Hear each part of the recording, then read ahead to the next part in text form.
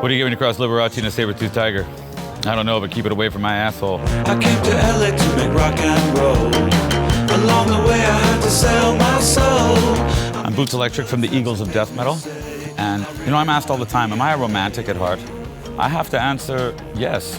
Women are cool. Women are hot. To me, you know, like that's my thing, dude. You know what I'm saying? Like my orientation, if you will. And Valentine's Day is not just a day to remember that a bunch of gangsters got snuffed out, but it's a day to remember that love is in the air, baby.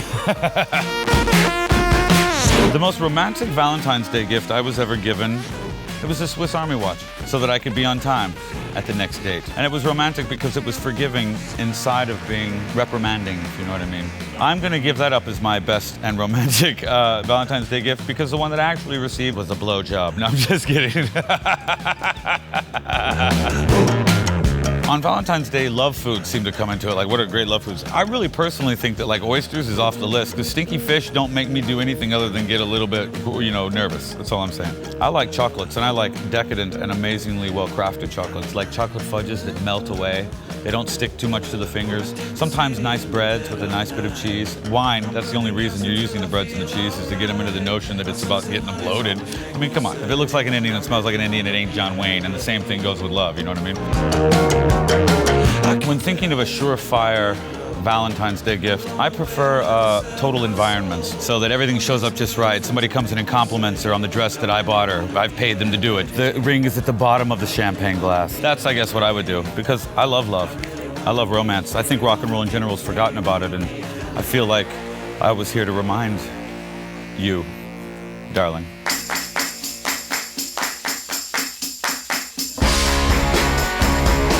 I really like girls. They're wonderful creatures, you know.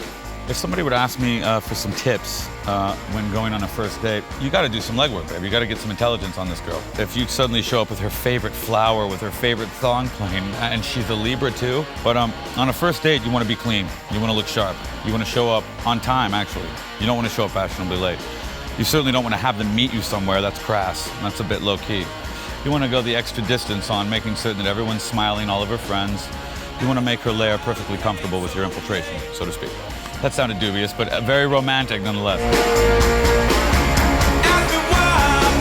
I like the paging Dr. Freud scenario in almost anything you do. I like to remind of-age girls something about their father when they were about 3, some favorite moment of their early childhood, and you simply replicate it. Try to find out what cologne their father wore. I use Sailor Jerry's. There's a big craze going on right now with men trying to accentuate their love game, so to speak, with like body sprays. I think if you're engaged in some sort of a right diet and a little bit of athleticism, your natural odor should be only reinforced, really, you know what I mean? Because being a man has got, you know, some parts of actually being a man. Naked is a word I love, and so when I want to get someone naked and I want to use music, it's like any great magic spell that separates magicians from wizards. It requires an understanding of timing and of appropriateness. You have to use a series of songs.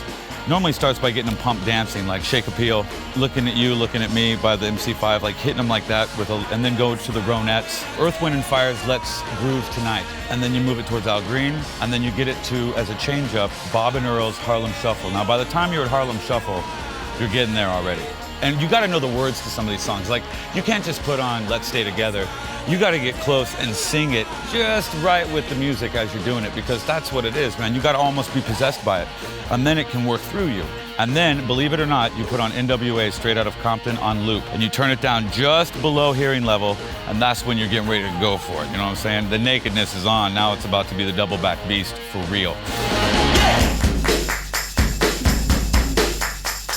My daddy used to say there's 2 types of rock bands. There's a rock band that comes out and jacks off for everyone to see, and a rock band that comes out and screws everybody in the room. What kind of rock band do you want to be in? Well, I want to get down with everybody in the room right now.